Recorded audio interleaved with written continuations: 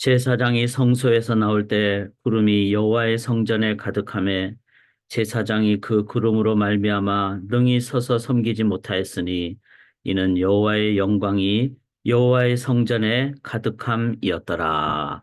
사랑하는 하나님, 귀한 하루를 주심을 감사합니다. 가나안을 넘어 열방으로 나아가는 생명의 선교적 삶을 오늘도 살게 도와주시옵소서.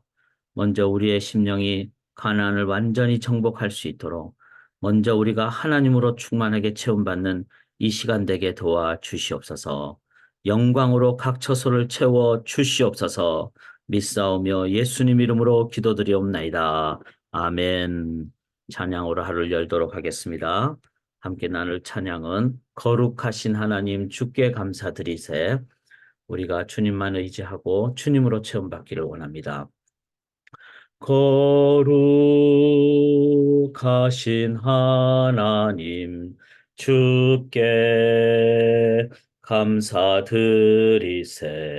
날 위해 이 땅에 오신 독생자 예수, 나의 마음과 뜻 다해 주를 사랑합니다. 날 위해 이 땅에 오신 독생자 예수, 내가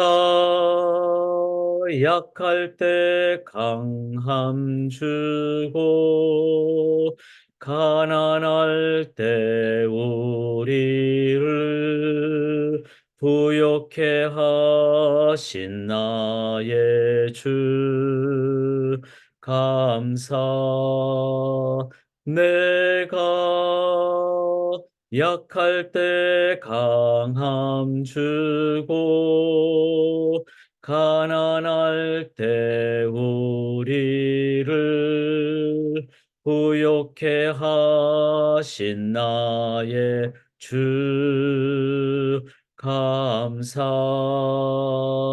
감사. 아멘. 우리를 부욕해 하시는 우리의 그 하나님을 우리의 온 마음과 뜻과 힘을 다하여 사랑합니다. 우리의 심령이 예루살렘이 이제 온전히 하나님으로 체험받을 때 가나안을 넘어 땅끝까지 정복하게 될 줄 믿습니다. 그 땅끝, 바로 가정, 또 이웃, 또 우리 커뮤니티, 또 열방, 모든 것으로 하나님 나라 세우기 위하여 우리가 하나님 말씀을 온전히 잘 배울 수 있기를 원합니다. 어제도 저희가 지금 나누고 있는 신명기서를 함께 점검을 했습니다. 이렇게 저희가 매일 보는 것을 이제 다 몰아서 정리를 할 때 어제도 잘 정리를 함께 할 수 있어서 좋았습니다. 그래서 여기 그림을 보듯이 이제 가나안을 정복을 하고 세상으로 나아가는 그런 저희들이 온전히 될 수 있기를 원합니다. 이를 위해서 오늘도 가나안 정복을 온전히 하기 위해서 오늘 함께 나눌 제목은 어떻게 하면 가나안 제대로 정복할 수 있을까? 오늘 부분은 어떤 마음의 부분, 관계의 부분, 또 특별히 어떤 문제가 있을 때 행하는 그 재판의 부분, 이 부분을 저희가 함께 나누기를 원합니다. 자, 문제가 당연히 있을 수 있겠죠. 그런 문제가 있을 때 여기 16장 18절에 재판장들과 지도자들을, 그래서 이제 제사장들 또 재판장들, 그래서 보통 한 성읍에 어, 홀수로 7명의 그런 재판을 담당하는 사람들이 있었다고 합니다. 그리고 좀 큰 데는 이제 숫자가 많은 데는 23명까지 그렇게 재판을 하는 그런 제도를 두었다고 합니다. 그렇게 함으로써 이제 올바른 공의로운 재판, 그래서 16장 18절을 보면 공의로 백성을 재판할 것이요. 자, 가나안에 들어가는데 문제가 있는데 공의로 재판을 안 하고 막 그 불의로 자기하고 가까운 사람한테는 잘 재판을 이익이 가도록 해주고 그러면 사람들이 어떻게 될까요? 이제 그 안에 이제 분열이 일어나겠죠. 그리고 마음이 하나가 되지 못하죠. 그러면 적군이 쳐들어오면은 무너질 수밖에 없고 그런 세속적인 어떤 사회가 세상에 선교를 할 수가 없겠죠. 그래서 내적으로 정의로운 사회, 공의로운 사회를 만들어가는 것은 공동체에서 너무나 중요합니다. 자, 저희 소망교회 같은 경우에도 여기서 보면 16장 19절에 보면 너는 재판을 굳게 하자. 자, 재판은 뭐 문제가 있을 때 하는 것도 재판이지만 실은 사람을 대하는 외적인 어떤 자세가 될 수 있겠죠. 그런데 외모로 보지 말고 뇌물을 받지 말라. 자, 외모로 그래서 그 사람이 출신 성분이 어떻다든지 뭐 그 사람이 뭐 막 잘 이쁘게 차려입고 멋지게 옷을 입고 그러면은 사람들은 벌써 그냥 그 한 단계를 이제 다르게 보게 되죠. 이런 부분이 실은 사회가 내적으로 문제가 생기는 그런 상황이 되죠. 교회 공동체는 가난한 공동체잖아요. 교회 공동체는 외모, 그렇다고 우리가 뭐 외모를 막 더럽게 하라. 이건 절대로 아닙니다. 그러나 외모 지상주의나 외모 중심주의가 돼서는 안 됩니다. 모든 사람을 대할 때 어떻게 돼야 돼요? 하나님의 형상으로. 그 다음에 뇌물이라든지 이런 것으로는 저희가 하지 않는. 그래서 직분을 우리가 할 때도 이제 뭐 장로님, 집사님, 목사님 이렇게 하지만 직분을 딱 마치고 나면은 그냥 성도님. 그 말은 뭐죠? 기본이 성도님이라는 거예요. 목회자도 마찬가지입니다. 저희 교단에서는 목회직을 하지 않은 채 2년이 지나면은 이제 목사님을 안 그러고 그냥 우리 성도라고 그렇게 표현을 합니다. 그리고 목회자를 그만뒀을 때 이제 당연히 나이가 많이 들면 은퇴를 하겠죠. 그러면 장로님이 될 수도 있어요. 교회의 절차를 밟게 돼서. 이 말은 뭐죠? 우리의 직분으로 사람을 이렇게 함부로 보지 않는다는 겁니다. 제일 중요한 것은 하시이드, 바로 성도죠. 은혜로 구원받은 그 성도라는 표현이 제일 아름답고 좋습니다. 그래서 그 내적인 그 사람들을 생각하거나 어떤 결정을 할 때나 이때 정의와 공의로 재판하는 사회. 이게 너무나 중요한 저희가 가져야 될 기본적인 자세이다. 자, 이것과 함께 올바른 또 가난을 되기 위해서는 21절에 보면은 제단 곁에 어떤 나무로든지 아세라상을 세우지 말고 또 자기를 위하여 주상을 세우지 말고. 자, 아세라상 이건 다 뭐죠? 우상이죠. 우상의 가장 기본적인 동기는 자기를 위한 겁니다. 자, 일반 우상, 일반 종교는 가만히 살펴보면 나를 위한 것이에요.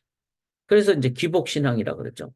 그래서 뭐 예를 들어서 한국의 무속신앙 같은 경우는 액땜을 한다 그러고 무당을 불러가지고 막 구술한다 그러고 그건 다 뭐죠?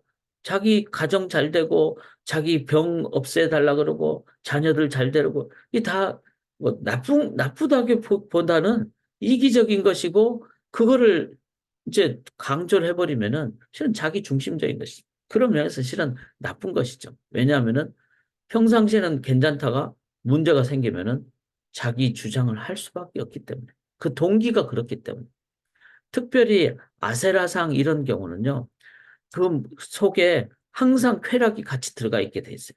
그래서 인간의 본성 중에 자기를 위한 것 중에 뭐 먹음직도 하고 이렇지만 보암직이라는 쾌락과 같이 하는 그래서 타락을 할 수밖에 없다는 거예요. 가정이 무너지게 되고 사회가 그런 그 거룩의 영역이 무너지게 되는 이런 상황이 되니까 가나안이 온전한 가나안이 되지 못하게 되는 것이죠. 그래서 하나님은 아세라상이나 주상 이런 것을 세우지만 이거는 다 뭐죠? 탐심과 욕심이라는. 여기 17장 1절에 보면 흠이나 악질이는 소양은 아무것도 내 하나님께 드리지 말지니. 자, 하나님께 드릴 때는 하나님 앞에 이제 온전한 걸 바치기를 원했잖아요, 하나님. 그거는 두 가지 이유가 있는 겁니다. 하나는 흠이나 악질이는 자, 종교 사회, 그러니까 이스라엘 백성들이 이제 하나님께 뭐 번제를 드리고 이렇게 해야 되는데 소와 양을 드린데 당연히 흠이나 악질이 있으면 값이 잘 안 나가겠죠. 그냥 값이 떨어지는 것이겠죠. 아, 이거 하나님 것입니다. 하고 딱 바치면은 그 마음에 뭐가 있는 거죠? 자기 돈 덜 들이겠다는 거예요. 헌금 덜 하겠다는 거예요. 그 속에는 자기 욕심이 들어가 있는 거예요. 그러면 뭐가 무너지죠?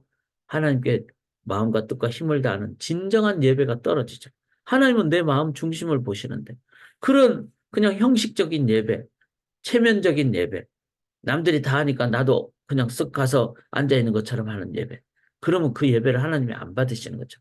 그러면 그 사회는 종교 사회가 되고 이기적인 사회가 되고 기독교가 무당화되고 무속 신앙화되고 그렇게 되면은 하나님의 영광이 사라지는. 제가 처음에 시작할 때 솔로몬 성전을 지을 때 그 하나님의 영광이 너무 가득해서 정말 제사장들이 함부로 들어가지 못할 정도의 그 하나님의 영광이 우리 각 처소에 우리 심령에 온전하게 될 때 그때 우리들은 가나안 정복이 이루어지는 겁니다. 왜? 내 마음에 하나님이 계시기 때문에. 자, 이런 것을 이제는 온전히 가나안이 온전히 되기 위해서는 어, 이런 상황이 됐을 때 예를 들어서 어떤 사람이 나쁜 일을 했거나 아니면은 또 어떤 판단, 결정, 재판을 해야 될 경우에 그래서 여기 보면은 악을 행한다거나 3절에 보면 다른 신을 섬긴다거나 이래서 이런 가증한 일을 행할 때는 어떻게 하라고요? 5절에 보면 남자나 여자를 돌로 쳐 죽이다. 자, 돌로 쳐 죽인다 그러니까 너무 무서운 게 아니냐 그러는데 이렇게 강한 엄중한 기준이 딱 있을 때 사람들은 프리벤티브 어프로치, 방지가 되는 것이죠. 자, 이거는 율법적인 어떤 율법주의적인 차원이라기보다는 강한 가이드라인이 있는 거죠. 저희 교회 제가 이제 청년 사역을 계속 하면서 처음에 한 10년 정도는 청년들이 막 너무나 정말 그 이 세상의 문화 때문에 막 사귀다가 헤어지기도 하고 막 여러 가지 참 말로 표현할 수 없는 어려움이 있었습니다. 근데 그런 걸 보면서 아, 가이드를 줘야 되겠다. 그래서 이제 데이트 앤 메리지 제가 가이드 7단계를 이제 1년에 2번씩 그렇게 가이드를 줬어요. 주니까 제가 봤을 때는 많이 그 부분이 미리 프리벤티브 어프로치로 하면은 이게 이거는 이렇게 하면 되구나 이렇게 하면 잘못이구나 이렇게 되더라는 거예요. 그런 면에서 하나님께서는 가나안 들어가기 전에 미리 가이드를 주시는 겁니다. 그리고는 돌로 쳐 죽이되 그냥 함부로 죽이면 안 되니까 신중한 과정을 하기 위해서 17장 6절에 두 사람이나 세 사람이 증인으로 돼요. 사람 죽이는데 함부로 하면은 막 내가 미워하는 사람 위해서 그냥 나 혼자 그냥 내가 봤습니다 하고 죽이면 안 되잖아요. 그러니까 적어도 두 사람 이상이 돼야 되고 또 죽이기 위해서는 증인이 먼저 그에게 손을 대는 거예요. 왜냐하면 사람이 자기가 책임을 져야 되기 때문에. 그래서 정의롭고 공의로운 신중한 재판 절차. 이거를 이렇게 엄중하게 딱 가이드를 주니까 백성들이 이런 함부로 하면 안 되겠구나라는 이제 프리벤티브 어프로치로 미리 예방이 된다는 것이죠. 이거를 이제는 17장 8절에 보면은 판결을 하기 어려운 일이 생기거든 9절에 제사장과 당시 재판장에 가서 물고 그렇게 해서 이 모든 일들을 절차를 밟아서 그래서 질서와 절차를 밟도록 하고 그 다음에 어, 하나님 그 안에서 이제 엄중한 신중한 절차를 밟도록 하는. 그러나 제일 중요한 거는 뭐죠?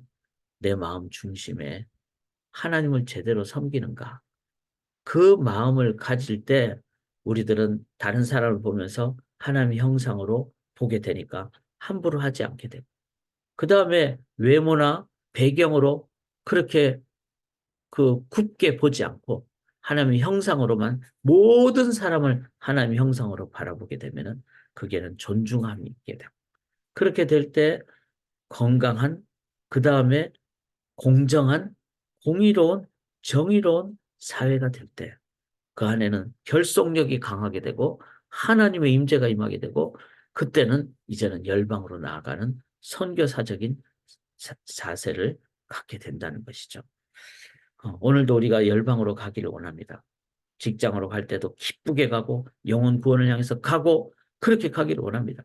그러기 위하여 우리 각 가정이 내 마음이 온전한 가나안 정복이 되기를 주님의 이름으로 간절히 기원합니다. 살아계신 하나님, 이제 기도합니다. 내 심령이 하나님이 온전히 충만하시는 그리고 내가 만나는 모든 사람을 내 안에 계시는 하나님의 마음으로 또 다른 사람을 대할 때마다 하나님의 형상을 가진 존재로 그리고 그런 관계를 통해서 하나님 나라 건설하겠다는 가장 순수한 목적과 예배와 그리고 하나님 나라 건설의 헌신으로 오늘도 열방으로 나아가는 저희들 되게 도와주시옵소서. 먼저 내 심령이 가난이 되게 도와주시고 하나님으로 채워주시고 각 가정이 가나안 정복의 가정이 되게 도와주시옵소서. 저희 소망교회가 이제 광야를 넘어 가나안을 정복하는 교회가 되게 도와주시옵소서. 그래서 매주 주간에 열방으로 나아가는 교회 되기를 소원하오며 영광 올려드리오며 감사드리며 살아계신 예수 그리스도의 이름으로 간절히 기도드리옵나이다. 아멘.